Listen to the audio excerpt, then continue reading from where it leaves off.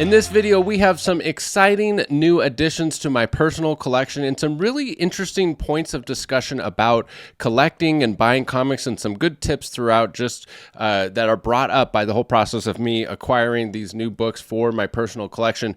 But before we get into it, to say that we have some epic inventory now at brycecomics.com is an understatement. I mean, it is absolutely insane. The caliber of books, the volume of books that have been coming through, and I'm just eternally grateful. Thank you guys. Like, from the last time I saw you, if you watched my last video that came out, I have probably spent 20 plus hours just emailing, just fielding offers and responding to stuff and emailing, and I'm in no way complaining. I absolutely love it. And it's just incredibly exciting times. Almost all of the books, I think all of the books over 10 grand that came in the recently acquired collections are actually already sold. But we do have some still available if you come over to the Big Boy Books as far as trades.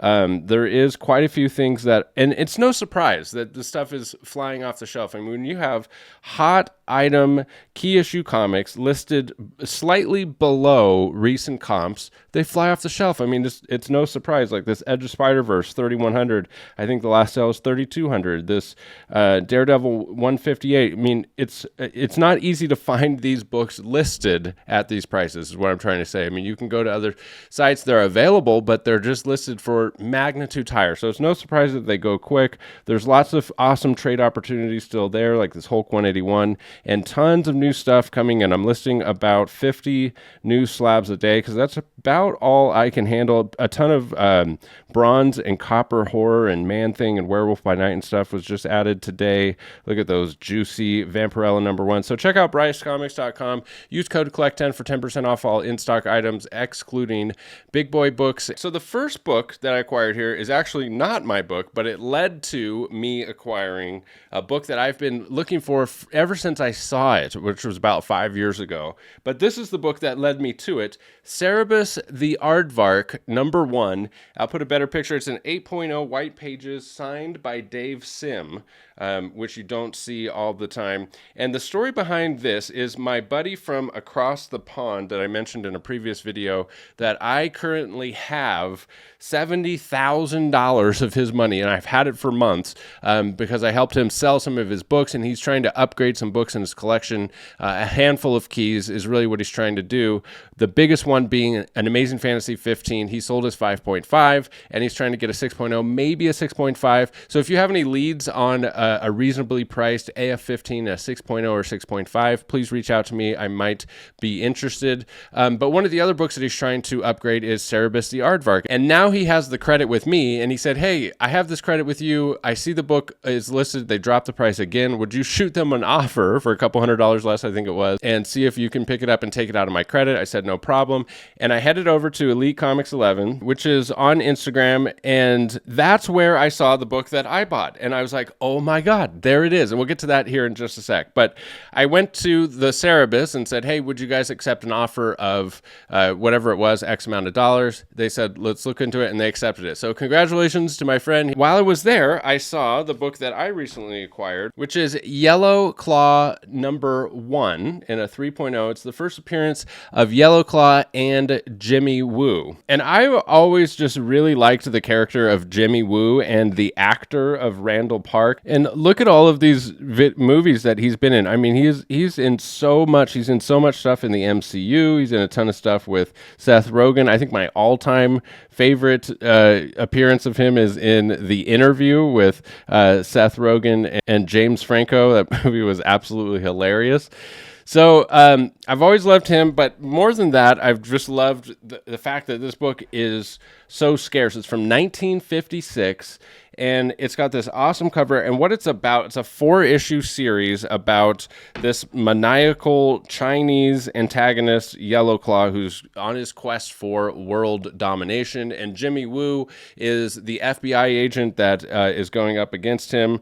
And it's just really cool that they've used Jimmy Woo, has nothing to do do with this storyline in the MCU and in so many projects in the MCU. And I've just never been able to find it. It's only sold a handful of times since I first saw it like 5 years ago. I mean, maybe once a year in each grade. And so I saw it listed there on Elite Comics when I went to buy the Cereabus, and I was like, oh my God, there it is. And it had just been posted. It hadn't been posted that long. And it was posted for $999. And I thought that seems a little low. But I hadn't looked at prices in a long time because it just never comes up. So I go over to GPA, and sure enough, the last sale of a 3.0 was $1,500. And the last sale of a 2.5 was $1,440, which was in January of 2025. So it was listed for $1,000, which was just a phenomenal price.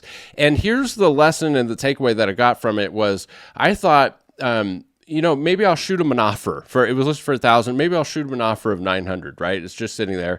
And then I went and looked at who liked the post, and I saw some of the names and some of the accounts, and I'm like, oh, these are people that know, a good deal when they see one.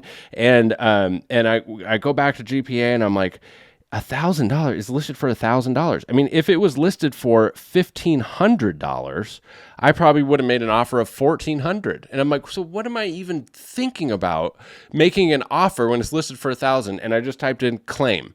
And sure enough, like after I posted claim, my buddy Gary commented on my claim, and he was like, nice pickup, Bri. That was a fantastic price. Like that, it probably would have been sold very shortly after had I not picked it up and just jumped on it. So takeaway number one, don't sleep on Elite Comics 11 on Instagram. There are amazing deals to be had over here. There's deals of the day. There's just crazy good prices on some books. In case you didn't know, we have 2 monthly giveaways here at Bryce Comics. If you subscribe, comment, and like, you're entered to win this valuable comic this month here on the YouTube channel. And if you subscribe to that newsletter at brycecomics.com, you're entered to win this valuable comic this month. Takeaway number two, when you see a good price for a book, don't shoot an offer. If it's like an undeniably good price, and it's on a site that gets a lot of traction and stuff, just buy it. Just buy the book for a good price. Why do you got to lose the deal over $100? I'm not throwing any shade here.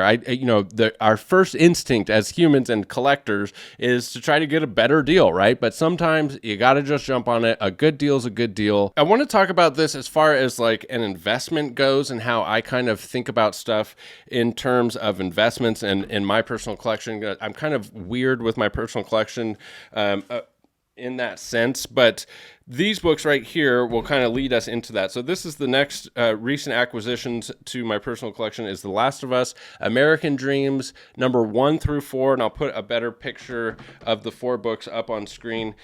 This is a TV series. If you didn't know about it, it's on HBO Max, and it's absolutely epic. I absolutely love this series. The first season, I'll just give you a little recap of it in case you didn't know. So it's a post-apocalyptic type story. I love post-apocalyptic stories. I think there's room for more. I love little twists on it. I just always will. Walking Dead is one of my favorite series of all times. But in this one, it's like zombie type movie. And there's no spoilers here. It just sets up the entire series.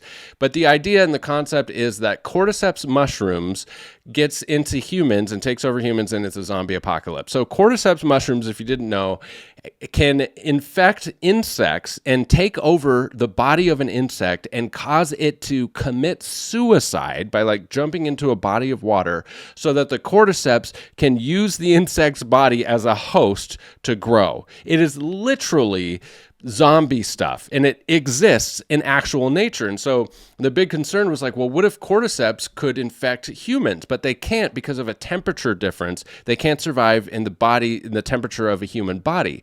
But the concept for the show is that with global warming, it's caused cordyceps to adapt and be able to survive in warmer climates, and then they can survive in humans. And it takes over the world, and this infection spreads. It's such an awesome concept to me. And like, it's totally, I don't want to say plausible. I don't know like the science and stuff, but unknown effects of climate change and just the world changing like it has for eons, right? It's totally possible that these unknown things would happen. So I just absolutely love the concept, the story concept. This set has never come through my shop. I mean, I've had issue number 1, I think, but never the full set. It's super rare. And I always look at value with my collection, and I'm weird in that way. But since my livelihood is tied to the value of comics, like I've always just really cared about value of comics and future value and investment purposes and stuff like that. And my thinking on it is this: is that there's so many comics to choose from.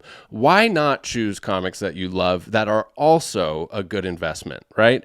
And there's kind of two different categories with my collection. One is books like Yellow Claw. Yellow Claw, I don't think that this book is a good investment. And the case in point is that it was sitting on Elite Comics for like $500 less than it was worth. Like the potential pool of buyers for this book is a lot smaller. There's not a ton of Jimmy Woo collectors, right? Like nobody loves Jimmy Woo so much that they're like, I got to go find Jimmy Woo's first appearance. Nobody watches him and sees him in the MCU and is like, I got to buy this $1,000 comic. It just doesn't equate to that.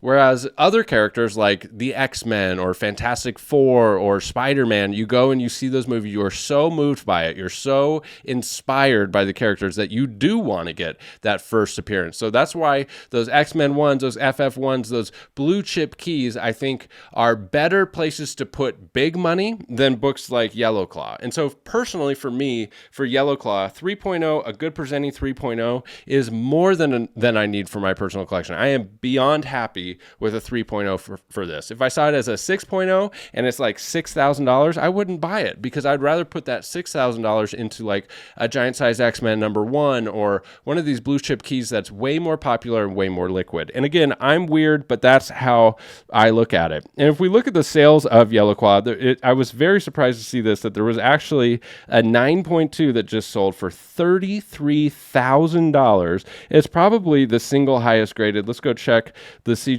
census and see if there's anything better than a 9.2, but $33,000 for Yellow Claw #1 is either like a very avid Jimmy Woo fan or just a collector that likes like single highest graded stuff and really rare stuff. And sure enough, when we look at CGC, it's a 9.2 and it's a 1 of 1. So that it makes a little bit more sense that somebody like, okay, it's Jimmy Woo, it's not like this crazy character, but it's a 1 of 1. And so in this sense, maybe they thought it was a good investment. I still don't think it's a good investment. I don't think you're going to like see a big return on that. This would just be a collector that just needs to have the single highest graded. But again, I think your $33,000 would be much better invested in like a Hulk one as far as investment purposes go. But maybe they're not thinking about investments and they just want to be the only one that owns the single highest graded. So that takes me back to The Last of Us and me deciding to keep it here. I think that The Last of Us has some potential for increase in value. There's certainly more time until we see. You know, like The Walking Dead is a good example of a series that came and went, right? There's spin-offs and other, derivatives and stuff like that, but the main thing has come and gone, and so the values have kind of stabilized. But it's a series that will always be important to me, and so that's why I'm okay with keeping it, even though it's not necessarily like a huge upside potential. I've seen the show. It's established a place in my heart, and so I'm good with keeping it. The Last of Us, we still need to see where the series goes, because I was not exactly thrilled with some of the choices that they made with the storyline and stuff like that. We're 2 seasons in, and from what I've read some articles that there's going to be potentially 2 more seasons, and that they don't have any plans to take the story past the video games, and that would be season 4. So all that to say that there's a bunch more time to see what happens with this series, and maybe they go in such a weird direction that I'm not so crazy about it. But for right now, having these 4 books in this little mini series is pretty cool. So I'm super stoked to have it. So that's it, guys. Just some musings about the kind of thoughts that go into me making purchases for my collection. I'm in a weird place as a collector with all of this inventory that comes through. It might not be that relatable, but don't forget to check out briascomics.com. Look at all this awesome ASM. Look at these early ASMs. We got ASM 5, 13, 14, 16. I'm surprised that 14 is still there. Tons of key issue ASMs and tons more on the way. Use code COLLECT10 for 10% off all in-stock items. And we also have the clearance section over here. Some new books just added. There's 110 products that if you add to your cart, you'll automatically get 20% off. And you can also combine that with the Collect 10 books. We'll get that discount, and the clearance will get the correct discount. Thank you as always for sticking with me to the end of the video. We'll catch you in the next one. Bye.